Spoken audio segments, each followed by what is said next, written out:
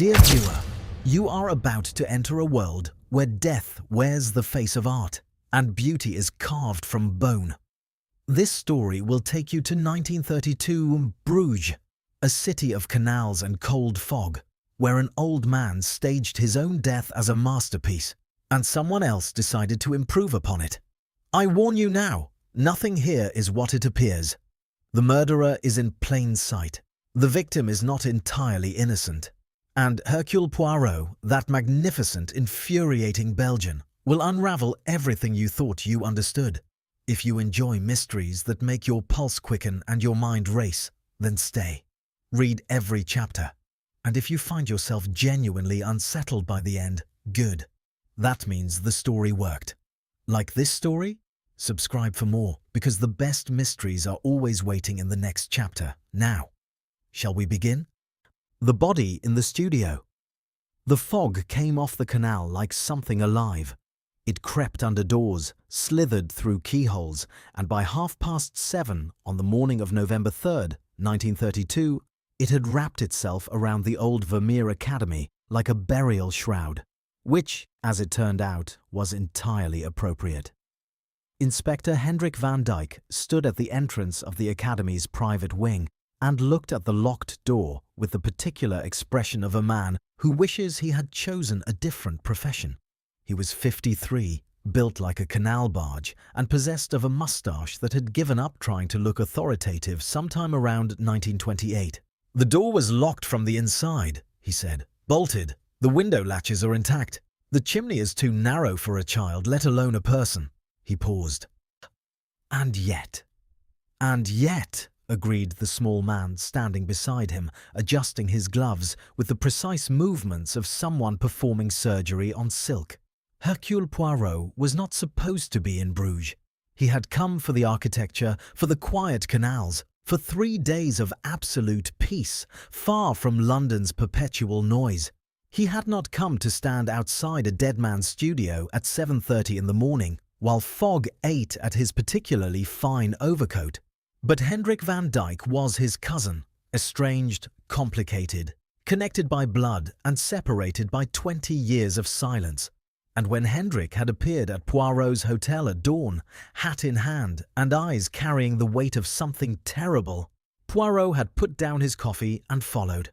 He always followed. It was perhaps his greatest flaw.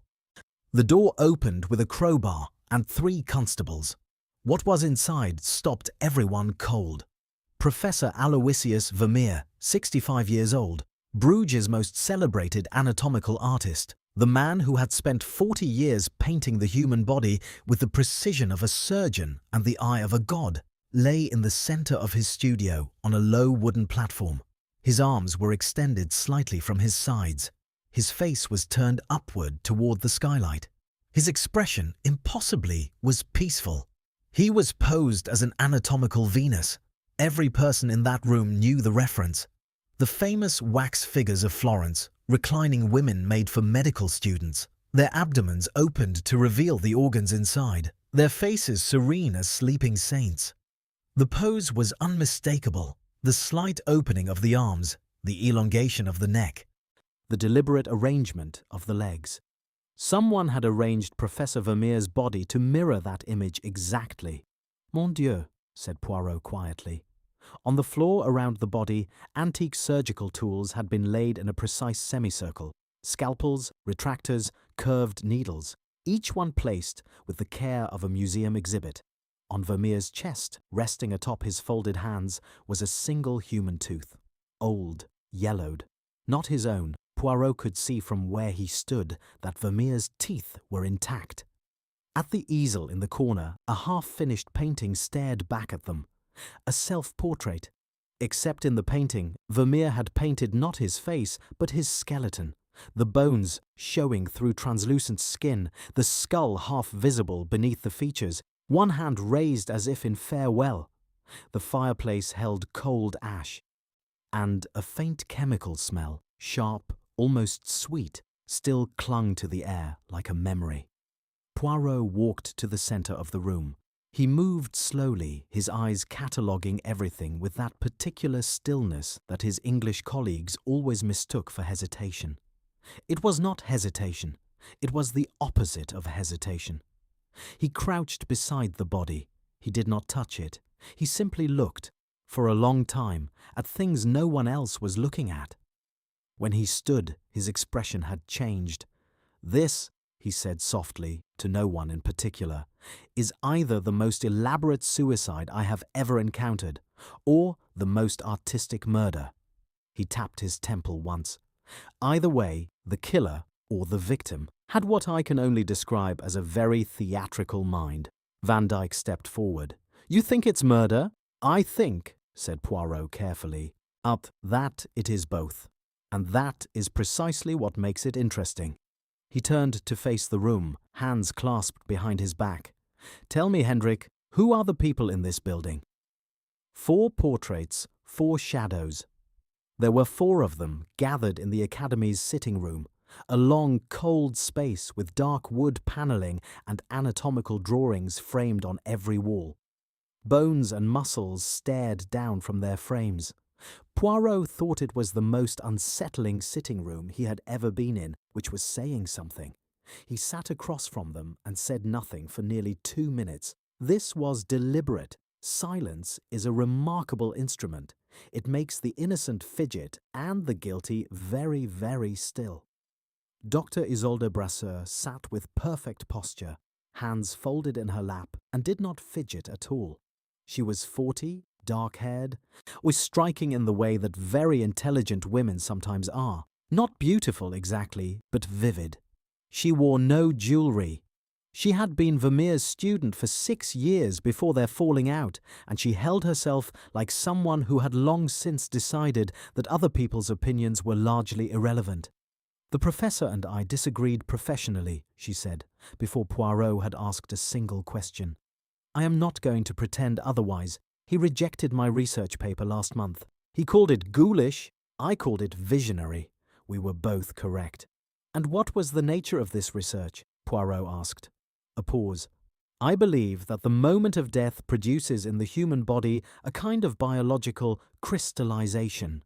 The body at the instant of death is more anatomically perfect than at any other moment. I was documenting this." She met Poirot's eyes without flinching. "Vermeer thought I had lost my mind. He was probably right, but I hadn't lost my purpose." Poirot said nothing. He simply looked at her. Julien de Vries sat at the far end of the settee, as though he wished to be as far from everyone as possible. He was 28, young to look at, old in the eyes. He had the hands of an artist and a field medic both. Steadiness in the fingers and old scars across the knuckles. His jaw was tight. He had been crying, and he was furious with himself for it. "I hated him," he said flatly when his turn came. "Is that what you want me to say? Fine, I hated him. He knew I existed. He chose to pretend otherwise for 28 years. His voice dropped. "I came here 6 months ago to confront him. I ended up staying. I don't entirely know why." "Because," said Poirot gently, "you hoped he would look at you." Julien said nothing, which was confirmation enough. Sister Magdalena was 60 years old, tiny, with white hair and hands that were remarkably steady for a woman of her age. She had been a model at the Vermeer Academy in her youth. She acknowledged this without embarrassment. She had left that life for the convent, and she had returned 2 weeks ago for reasons she described as personal closure. In her bag she carried an old sketchbook. She did not offer it. Poirot did not ask for it. Not yet. "The professor," she said quietly, "was a genius. He was also a man who used people the way painters use canvas, to put his vision onto and then set aside." She paused. "I prayed for him often, even when I was angry with him." "Perhaps especially then. And were you angry with him recently?" She folded her hands. "I am always working on forgiveness, Monsieur Poirot. It is an ongoing project." And then there was Inspector Van Dyck himself, Poirot's cousin, who had initially positioned himself as the investigator and was slowly realizing that the role was being gently removed from him. He had a motive too. 20 years ago, he had investigated a case involving one of Vermeer's former students, a wrongful conviction that had destroyed an innocent man's life. Vermeer had publicly mocked Van Dyck's investigative failure. The story had appeared in 3 newspapers. Van Dyck had not forgotten. None of them had forgotten anything. That was the problem with people who lived near geniuses. The proximity left marks that didn't fade. Poirot looked at all 4 of them and thought, one of you knows exactly what happened in that studio. Perhaps more than one. Thank you, he said pleasantly. I have no further questions at present. He stood. He smiled at each of them in turn. That small, precise smile that his English colleagues always said was unreadable. And then he went back to the studio and began at the beginning. The language of wounds. Poirot spent 4 hours in the studio. He did not disturb anything. He did not pick up any of the surgical tools or touch the tooth or approach the painting. He simply moved around the room in slow, careful circles, stopping, looking, was occasionally crouching to examine something from a different angle, while the police constables watched him with the expression of men who have been told to let the strange little Belgian do whatever he wants. The chemical smell was fading. That troubled him. He identified it eventually, not by chemical analysis, which would take days, but by memory. 40 years of strange cases had deposited in Poirot's mind an extraordinary library of sensory details. This smell was particular, sharp, slightly sweet, with an edge like cold metal. He had encountered it twice before. Once in a laboratory in Ghent, once in a case involving a theatre company and a very creative use of dry ice. Solid carbon dioxide, he thought, which becomes gas, which becomes that white smoke the constable mentioned. He looked at the fireplace. No ash on the grate. The white residue in the firebox was wrong for wood ash. Too dry, too fine. He did not touch it, but he leaned close and inhaled carefully. Yes, there. He turned his attention to the incisions on the body. They had been made post-mortem. The pathologist had confirmed this. But they were extraordinarily precise, small, deliberate, following the exact lines that a medical textbook would use to illustrate muscular structure. They were not injuries, they were annotations. Someone had marked Vermeer's body the way a professor marks a diagram, to show the student where to look, or, thought Poirot, to show themselves. He stood very still for a long moment. What if the incisions were made by someone who loved the subject, not with contempt, with admiration? He went to the painting. The self-portrait was extraordinary. Vermeer had been working on it for months, judging by the depth of the layers. That much was visible even to a non-expert. The face was done. His own face, older than Poirot, remembered from photographs, thinner, with something in the eyes that was either wisdom or resignation. But beneath the painted skin, rendered in extraordinary anatomical detail, was the skeleton. Every bone in the face correctly placed, the skull visible through the flesh like a lantern through paper. The right hand was finished. It held a brush. The left hand was incomplete. It was reaching towards something outside the canvas frame, something the painting never showed because Vermeer had not lived to paint it. Poirot stared at that incomplete gesture for a long time. "What were you reaching for?" he asked the painting silently. "And who stopped you from finishing?" He found the answer, the first part of it, in the back of a cabinet drawer, underneath a false bottom that was not as false as its creator believed. A doctor's prescription, written 3 months ago. The medication, a palliative protocol. The diagnosis, stamped in the referral letter beneath it, in clinical Latin that translated with brutal simplicity. Terminal, 6 months, perhaps 8, no treatment available. Poirot sat down in Vermeer's chair and looked at the prescription for a long time. So, the professor had known he was dying. Everything rearranged itself in Poirot's mind like a kaleidoscope given one sharp turn. The same pieces, a completely different pattern. This was not a murder, he thought. Not at first. This was a performance. The artist's final commission that evening. Poirot did something that surprised the constables and baffled Van Dyck entirely. He asked to be left alone in Vermeer's private study, not the studio, but the smaller room where the professor kept his correspondence, his books, his personal papers. And he asked for a pot of coffee, very strong, Belgian style. He read for 3 hours. Vermeer's diaries were extraordinary documents, part journal, part sketchbook, part philosophical treatise on the relationship between art and mortality. The handwriting was angular and precise, the drawings in the margins exquisite. A hand here, a vertebra there, the curve of a collarbone sketched in 3 confident lines. The last month's entries were different. November 1st. The preparations are complete. D has agreed, though reluctantly. She understands what I am asking. She is the only one who could. October 28th. The curare arrived from the contact in Brussels.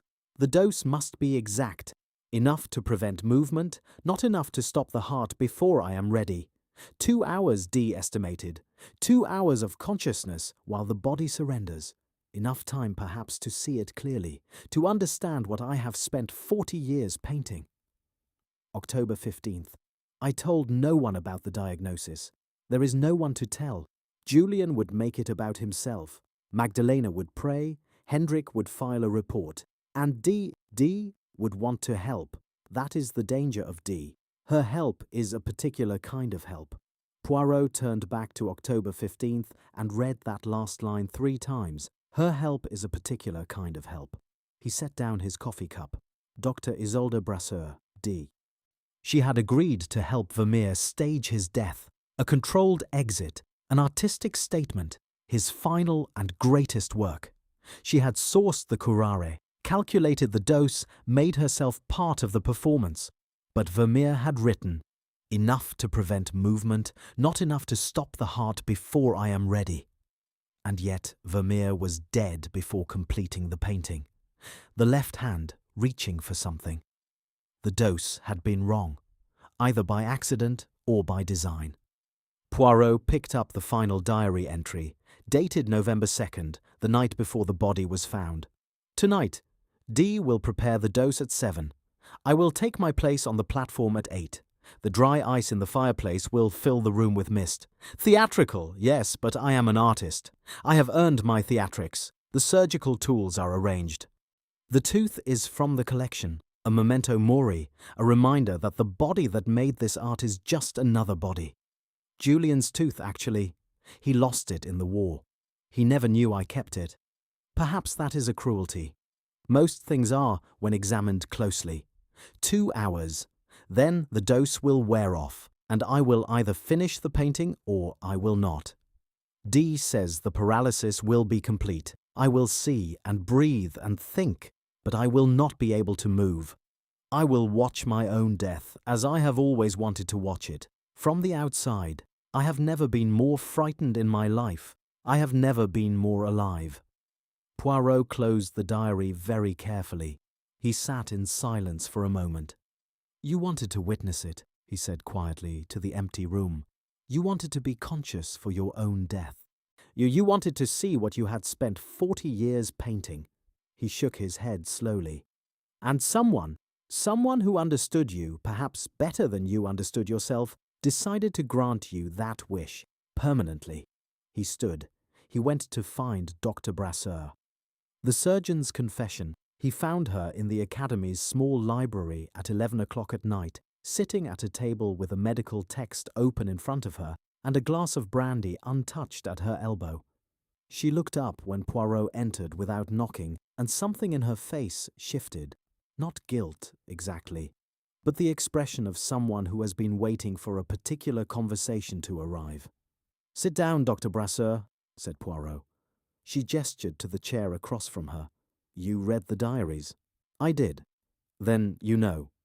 I know, said Poirot carefully. What Vermeer intended. I know you were his accomplice, his collaborator perhaps. I know you prepared the curare and were present in some capacity that evening. He sat down and folded his hands on the table. What I do not yet know is what happened to the dose. She was quiet for a moment. The candlelight moved across her face, and for a moment she looked older than 40. older and very tired. "He was dying," she said. "You understand that. 6 months, maybe less. The cancer was in his pancreas. He was in pain already, though he hid it magnificently. He hid everything magnificently. It was his great talent and his great flaw." She paused. "He came to me in September. He had this plan, this vision. He wanted his death to be his final anatomical study. He wanted to experience paralysis. Is to observe himself from inside a body that could no longer move. He called it the ultimate artistic research. And you agreed. I agreed. She said it without defensiveness. I am a surgeon and a scientist, and I understood exactly what he was asking, and I agreed. Because he was right that it was extraordinary. Because I thought— She stopped. You thought, Poirot said gently, that you would be the one to document it. That his death would also be your research. A long silence. Yes. The dose he described in his diary, enough for 2 hours of paralysis, no more. That was the original plan. She picked up the brandy glass, looked at it, set it down. But when I went to the studio that evening, he was already on the platform. He had taken the first compound himself. The dry ice was prepared, everything was arranged. He was extraordinary, Poirot. Lying there perfectly still, completely conscious, this expression on his face like a man seeing God. Her voice was strange. He had placed the tooth himself, the tools. He had arranged his own body as a work of art while he could still move. And then he took the curare. And you changed the dose. She closed her eyes. He asked me to. Poirot went very still.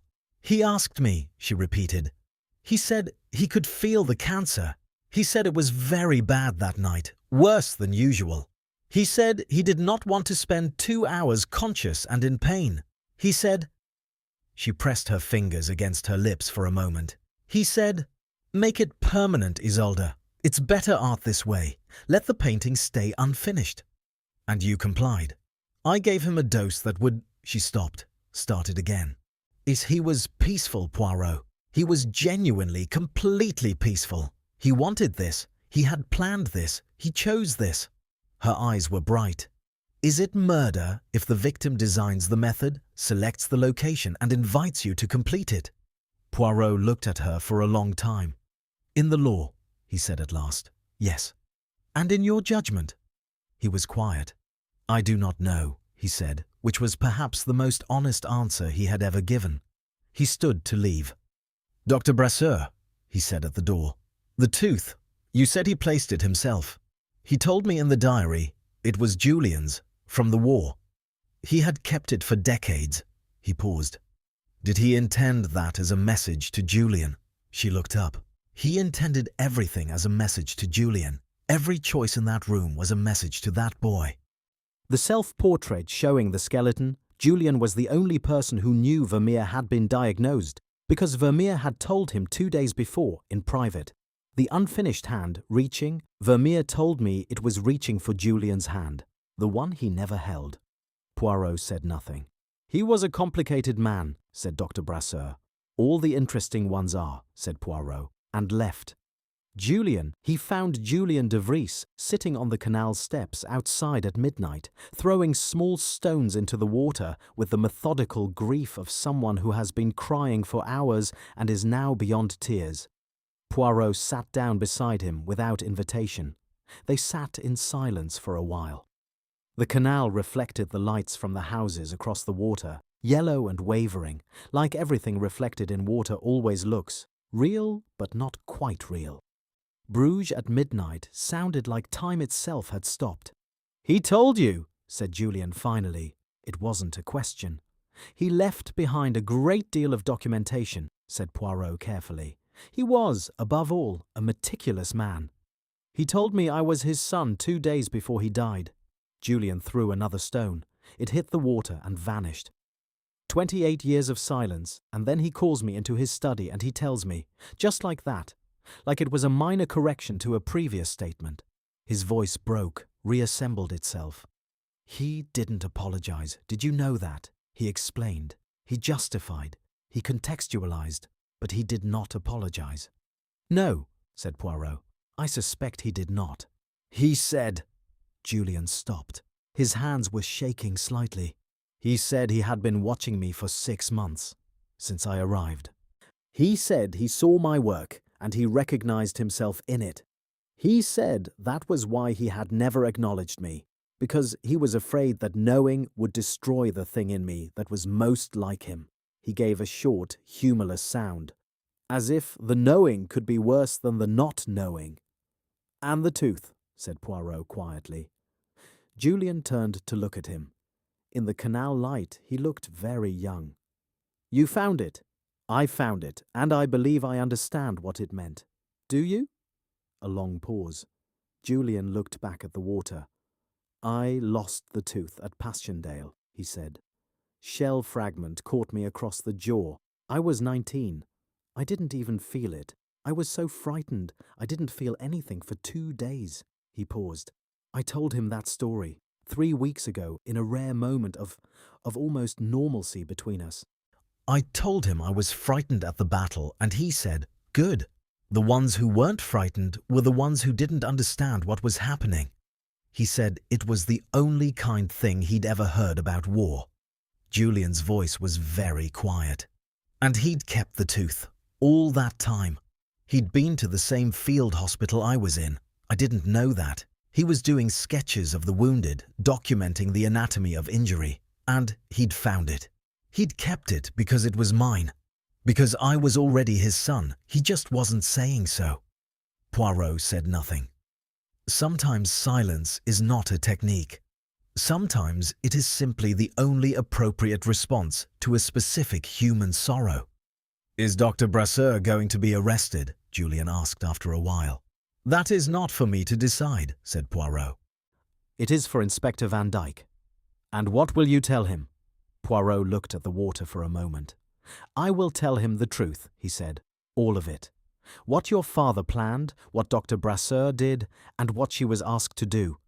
And then I will leave the judgment to the law and to God, in whichever order they arrive." Julian nodded slowly. He threw one more stone into the canal. "He was a difficult man," he said. "Yes." "But he kept the tooth." "Yes," said Poirot. "He kept the tooth." The reconstruction, The next morning, Poirot gathered everyone, all 4 suspects plus Van Dyck and 2 constables, in the studio itself. The body had been removed. The surgical tools remained. The painting watched from its easel, the incomplete hand still reaching. It was, Poirot thought, a very strange theatre. Fireplace producing the white smoke, the constable had described. He told them about the curare, a compound derived from South American plants, long used in medicine as a muscle relaxant, capable in precise doses of producing complete paralysis without affecting consciousness. Vermeer planned a controlled death, he said. He would take the compound, arrange himself in the pose of the Anatomical Venus, the pose that had fascinated him for 40 years as the intersection of medicine and art, and spend 2 hours as both the artist and the subject, the final anatomical study, his own body as his final canvas. Sister Magdalena crossed herself quietly. Van Dyck's jaw was tight. Dr. Brasseur was his accomplice and his collaborator. Poirot turned to her. She met his gaze steadily. She prepared the compound. She was present that evening. And at Professor Vermeer's explicit request, she administered a higher dose than originally planned. He paused. Because he was in pain. Because he wanted it finished. Because he asked her. That is still murder, said Van Dyck, his voice flat. It is assisted dying, said Dr. Brasseur calmly. The distinction may matter to history, even if not to Belgian law. And the surgical incisions? Asked Sister Magdalena quietly. Made by Dr. Brasseur after death, said Poirot. Precisely rendered, anatomically perfect. She completed what Vermeer began. She annotated his body as he would have annotated an anatomical diagram. It was, in her view, completing his final work. He looked at her. Was that his request as well? A pause. It was my contribution, she said. He did not specify. I thought it was what he would have wanted. You thought, said Poirot very gently, that you were collaborating with him, even after he was gone. Her composure flickered. Just once. Yes. And your research paper, said Poirot. The one Vermeer rejected. She lifted her chin. He rejected it publicly in September. He helped me complete it privately in November. He called it poetic justice. I called it a complicated kindness. Van Dyck sat down heavily in a chair. He looked, for the first time, genuinely uncertain. Poirot, what do I— You do your duty, said Poirot simply, as you always have. The law is the law, Hendrik. What Vermeer wanted is not the law's concern. What Dr. Brasseur did is— He paused. But I would suggest that the full account, the diaries, the medical diagnosis, the explicit request documented in Vermeer's own handwriting, be placed before the examining magistrate in its entirety. Let them determine the weight of each piece. He turned to Julian. Julian was looking at the painting, at the hand, reaching. There is one more thing, said Poirot. The painting. He walked to the easel. Vermeer described it in his diary. He said the incomplete hand was reaching toward Julian, that it would remain incomplete deliberately. He looked at Julian. But I do not believe he wanted it to remain incomplete. He reached into his coat pocket and withdrew a folded piece of paper. A page torn carefully from the back of the diary, not an entry. For a long time. He drew this? He said for a long time. He drew this? He said finally. The night before he died, said Poirot. It is the only page in the diary with no words, just the hand. He held it out. He left it where I would find it. I believe he intended it to be found. Julian took the paper. His own hand was not quite steady. He could have just— He stopped, tried again. He could have told me. Yes, said Poirot. He could have. He did not. That is the tragedy of very proud men. They speak most clearly in the languages they think no one understands. Paint. Bone. The shape of a hand in pencil, left in a diary, in a drawer, under a false bottom. He stepped back. The rest, he said quietly, is for the law, and for you, Julian, to decide what to do with what he left you. What remains?